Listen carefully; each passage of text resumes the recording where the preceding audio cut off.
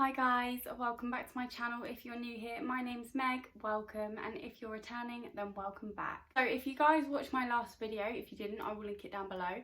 It was a back to work vlog. I've gone back to work, yay! And good news as well, I've actually found out now that my job is 100% safe. Well, not 100%, I don't think anyone's job is ever 100% safe, but I am not one of the people that's at risk of redundancy, which I'm so grateful for. Honestly, can't believe how lucky I've been, really. So I've still been able to do my training and still gotten into the company just in the nick of time, really, and then been able to go back to work and have job security as well. I'm honestly just so happy, but I don't want to talk about it too much because I'm really like superstitious about things like that. I don't like jinxing things. I thought I would film a video about what it's like to fly at the moment. So I asked for questions over on my Instagram. If you don't follow me, my username is at meganrholland_. I will leave it in the description box below, I always do. So obviously I'm making this video for people who are concerned about travelling and want to know what's different, what it's going to be like. For people that are just interested in being crew, that are just interested to know. Also for people that have travelled already and think that the cabin crew are being maybe a little bit pushy towards them about masks and things like that. I just want to clear up like everything. So I've got a few questions that I'm going to answer. Don't know how many I've got actually. How many have I got? 8 questions. So if you guys want to know what it's like to fly during COVID-19 2020, then please keep watching. So the first question I got: as crew, what have you had to do differently during a flight? So obviously everyone has to wear a mask, crew and passengers, unless it is a child under the age of 6 or if they have a doctor's note that makes them exempt from wearing a mask. But other than that, you have to wear a mask at all times apart from when you're eating or drinking. Another thing that we don't do anymore, usually during boarding, cabin crew number 4 and cabin crew number 3 would be in the middle of the cabin helping passengers out with their bags and stuff. We're not doing that at the moment. We are just stood at either end boarding, and we don't touch passengers' bags if we can help it. Obviously if someone is struggling, then we will help them, but we're encouraging passengers to, you know, put their own bags into the lockers and close the lockers themselves as well, so that we're minimising contact. And obviously with us being stood in the galley rather than in the middle of the cabin, we're not coming into close contact with all the passengers, because obviously I did a few flights before we went into lockdown and quite often I would be stood in the middle helping people, but it was very crowded because obviously planes aren't very big. The passengers get on and they're always trying to, you know, put their bags in the lockers that are above their row and then get to their seats. And if there's a member of crew stood in the way as well, it just all gets a little bit crowded. So I actually prefer it the way it is at the moment. I hope it doesn't go back to what it was. But for a while we weren't doing any hot drinks. We were doing just a reduced service. I believe when they first started flying back on the 15th of June, they weren't doing a service at all. God knows what the crew would have done on those flights. They must have been so bored. But luckily by the time I went back in July, the service had resumed, but it was just a limited service. So it was like just cold drinks, alcoholic drinks, but just cold drinks and snacks, nothing hot, no hot food, no hot drinks. However, I flew yesterday and the hot drinks have now been resumed. There's still no hot food, but yeah, we're doing hot drinks now. I believe the reason we weren't doing them is because obviously they take more preparation. You know, you've got to touch the cup, the tea bag, the lid and everything like that. I'm not sure when we're bringing back hot food though. We are also not doing the boutique service at the moment, so like the duty free and the perfumes and all that. We're not doing any of that yet. Not sure when that is coming back either. There are no brochures in the seat pockets. All that's in there is the safety card. Normally there would be the safety card along with the bistro brochure and the boutique brochure, but there's nothing in there at the moment. When we're in the air, there is no more than 2 passengers to be queuing to go to the toilet, because sometimes, especially on like long flights like Tenerife for example, I remember when I did my Tenerife flight back in March, there was people queuing for the toilet constantly and it was going like halfway down the cabin at one point. So basically at the moment, if there's any more than 2 people queuing for the toilet, we have to ask the remainder of passengers to sit back down and wait. One more thing that I can think of that we're doing is we have to have at least 9 free seats on every flight that we do, in case anyone needs to move away from someone for social distancing reasons. If somebody's coughing, then you're not going to want to sit next to someone who's coughing, are you? So we have to have at least 9 free seats available on every flight in case people do want to move away from others. To be honest, A lot of the people that I've noticed that have been travelling are not massively concerned, to be honest, about social distancing or anything like that. There are some people you get that are like wearing gloves and they ask about how it's been cleaned and things like that, but a lot of people I think just want to go on holiday and they don't really care about the virus. But that's British people for you, isn't it? Come on. I believe that's it. If I think of anything else during this video, I will interrupt myself and let you know. So the second question is there social distancing on the plane? No, because it's very difficult to social distance on a plane anyway, because they are such like an enclosed space. Obviously, if passengers want to move away from someone else, they can. Normally we wouldn't let people move, but right now we let people move to other seats free of charge. I believe there was talk before anyone was flying again that there was going to be the middle seat kept free. We don't have our middle seat free, but yeah, as I said, people can move away. But with the crew, so obviously normally we all sit together and eat whenever we're on our break, but at the moment we're all like taking separate breaks so that we can take our mask off and eat, so that we're not breathing on each other, sort of thing. So I guess there is social distancing to a degree, but obviously you can't really do it properly on a plane. Next question, do all passengers and staff wear masks? So yeah, I've already answered that. Yes, everyone has to wear a mask unless they are a child under 6 or if they have a medical condition that prevents them from it, but they have to have a doctor's note. I've had a couple of passengers try it with me and try and say that they are exempt from wearing one, but then have been unable to provide me with a doctor's note explaining why. So yeah, if you are planning on travelling and you're not willing to wear a mask, please don't travel, because I can't tell you how frustrating it is for us having to keep telling the same people to put their masks on. And people get so angry at us as well. They get really annoyed that we're telling them to put their mask on. And at the end of the day, although a lot of people may think that cabin crew are just there to serve tea and coffee, we're not. We've got a duty of care to our passengers. We are there for safety. That's the main reason we are there. And at the moment, one thing that we need to be kept safe from is coronavirus, and if you don't wear your mask, you're not safe from it. It is Easyjet's policy as well, you know, I have to adhere to my company's policy. I can't go against it. So even if my personal belief is that masks don't help, it's not my belief, but even if I did think that, I can't say that to passengers. I can't just let it go because it's my company's policy. I personally, if I was travelling at a time like this, would want to wear a mask, because at the end of the day, you're in a confined space with a lot of people that you don't know, from different countries, from different parts of the world. Like, I don't know where they've been, what they've been doing, who they've seen. I would rather be wearing a mask personally, so I don't really understand why there's people that are so against it. But yeah, everyone has to wear a mask. I'm sorry, don't travel if you don't want to wear one. Can't stress that enough. What is different about flying now to before? Okay, so I've explained like what we do differently on board, but I guess flying in general is not as busy, although it is picking up a little bit now. When I first went back to work on the 11th of July, the airport was empty. I didn't see a single person when I was walking from security to my departure gate. There was no queues anywhere to get into gates. There was no queues for security. It was literally so empty. I believe there was only like 2 shops open at that point as well. Now it is picking up a little bit. Now I'm actually having to like fight my way through the terminals to get past queues of passengers. There are, I believe all of the shops in the airport are open now as well, and all of the restaurants and everything like that. I think we are operating like 50% of what we would normally be operating in summer. I believe we're doing about 100 flights a day at the moment, whereas I think it's normally about 200. So yeah, that's, I mean, obviously I'm new crew, I've never worked a summer, but from what I've heard, it is crazy when you're crew in the summer holidays, because there is delays, you get unscheduled night stops, you literally, any possible thing that could like go wrong in your day goes wrong during summer. So yeah, it's massively different to what a normal summer would be like.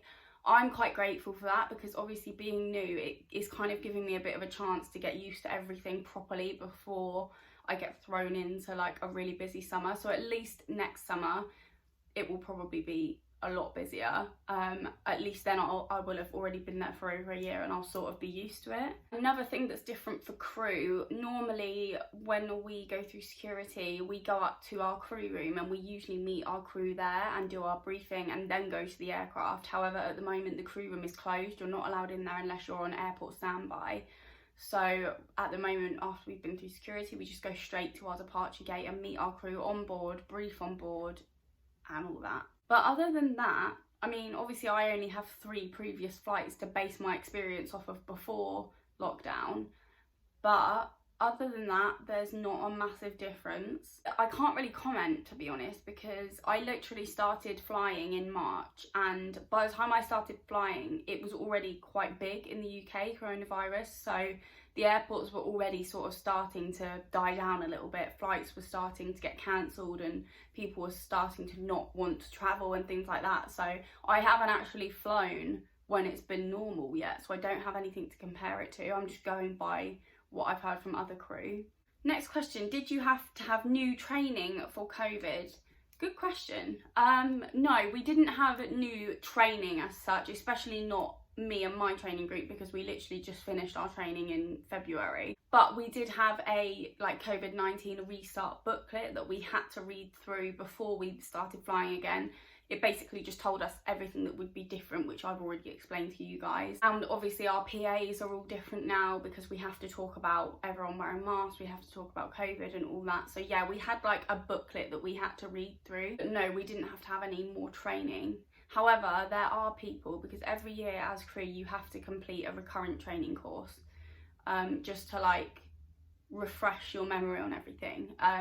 And there are people, crew, that were due to have their recurrent around this time and obviously couldn't physically do it, so they've had to do it online and then do their safety equipment handling on board sort of thing. But obviously I didn't fall into that category. Next question, did you have to stop flying throughout lockdown? If so, how did that make you feel? Yes, Easyjet grounded their entire fleet literally about a week after I had my first flight. At first it was very surreal. Like I honestly, I remember being sat in our lounge the night that Boris came on and told everyone that they couldn't leave the house, and I was just sat there thinking, this doesn't even feel like it's happening. I can't believe I'm actually living through something like this. So yeah, the whole thing was pretty unnerving, I'd say, especially for the first couple of weeks when I sort of still had flights that I was meant to do, but I was just waiting for them to get cancelled because I knew I wasn't going to be operating them. I was scared that I was going to lose my job because I was thinking the first people they're going to get rid of are the new people. But then when furlough was introduced, I felt a little bit better, but still I kind of spent the whole of lockdown just very uncertain about my future. I did start preparing for finding another job because I was convinced that I wasn't going to make it. So when I heard that I was going back at the end of June, I got my roster for the beginning of July through and saw that I was flying, and I was so happy. But even then I wasn't like guaranteed to still like not be at risk of redundancy sort of thing. So now that I've actually had that confirmation as well, I can finally relax. I feel like I've just been on edge for 4 months solid. So yeah, in answer to the question, yes, I had to stop flying and it made me feel very uneasy and very scared for my future. Next question, is it hard to be wearing a face mask pretty much all the flight? I've kind of gotten used to it now because I've been back for almost a month now. But yeah, at first it was very hard. It's so hot under that mask. Like I really do feel for NHS workers who have to wear like all of that plus more for a much longer period of time. It's definitely hard, but you know, I would, as I said, I'd rather be wearing it because I'm around people that I don't know from all different places. The one thing that was like affecting me the most, I think, was when I first went back, I was just doing my full face of makeup as I normally would, and I started getting really bad spots like around my mouth where I was putting a mask over like foundation and it was seeping into my pores and giving me spots. So I stopped wearing foundation a while ago. I've literally just been doing concealer, mascara and my eyebrows because there's no point in doing anything else. You're like, literally my face is covered up to about here, so you can't even see that I'm not wearing makeup, so it doesn't matter at the moment. We have to do it, it's not forever. I personally would rather wear a mask for a few months and not have a second wave of coronavirus and not be at risk of losing my job again. Okay, we are on to the final question. How have your customers been to you? Hoping they've been nice. Do you know what? Majority of them have been fine. I've had some flights where they've been so low maintenance, like they haven't even wanted anything from the service trolley. No call bells have gone off for the whole flight. Like yesterday, my flight that I did a Pula and back, and honestly the customers were lovely. We didn't have any problematic passengers. They were just so like chilled and nice to us, which I love. Like that's really is what makes it worth it in the end. However, I have had some passengers that have been very rude to me. It is usually to do with me asking them to put their mask on. Like my cabin manager will be making a PA saying, please remember to wear your mask over your nose and your mouth at all times. There will be passengers sat there with their masks like on their chin, not covering their mouth or their nose, listening to the PA and just not putting their mask on. And I'm like, now I'm annoyed because now I have to come up to you and ask you personally, even though we've just done a PA that's clearly aimed at all of the people that don't have masks on. Oh, I thought of another thing that we're doing differently as well. When we board like last rows first, so that they don't have to walk past other people, sort of thing. So row 31 will board first and it will board to the front. And then when we disembark, we're disembarking row by row from the front. On a whole, they've been lovely. Like I think they can understand that we've got quite a hard job to do at the moment. But yeah, you get some people that are just rude to you in any job. It's not just cabin crew. In my last job in the pub, I always got people that were rude to me, especially on like Friday and Saturday nights when everyone's drunk. So yeah, there's always gonna be one person that just tries to ruin your day, but majority of them have been nice. So that is all the questions that I got asked. I hope I have covered most of it. I hope I've cleared things up for anyone that is wanting to travel or anyone that was just wondering what it's like. If you do have any other questions, please do pop them in the comments below. I always reply to all my comments. So yeah, if you do have any more questions, I will answer them in the comments. I just want to say a quick one as well before I go. I get messages quite often from people that watch my YouTube videos. Sometimes it's nothing to do with cabin crew, sometimes it's just my other videos, but a lot of the time it's people wanting to ask questions about cabin crew. And they're always sorry for messaging me. You don't need to be sorry, honestly. I always read my message requests. I reply to everybody, apart from, there are 3 people that I don't reply to. They are girls that are quite clearly offering me pyramid scheme business opportunities, whatever they try and spin it as. If you're offering me that, I won't reply to you. I will literally delete your message. I don't reply to brands that are offering me a collaboration but are quite clearly going to ask me to buy something. And I also don't reply to men trying to make me their sugar baby or asking for foot pics or anything weird like that. But if you're just someone that's seen my videos and wants to know about anything crew related or anything at all really, please don't be afraid to message me. I will respond to you. I get so many people saying like they think I won't reply to them because they've messaged other YouTubers, crew YouTubers who have just ignored them, and I'm not that kind of person. I will always reply, and I honestly don't mind getting the messages. I honestly feel flattered that people ask me about it. Like it really warms my heart that people watch my videos. As I said, I will link my Instagram down below, so send me a DM on there if there's anything you want to ask me that you don't want to put in the comments below.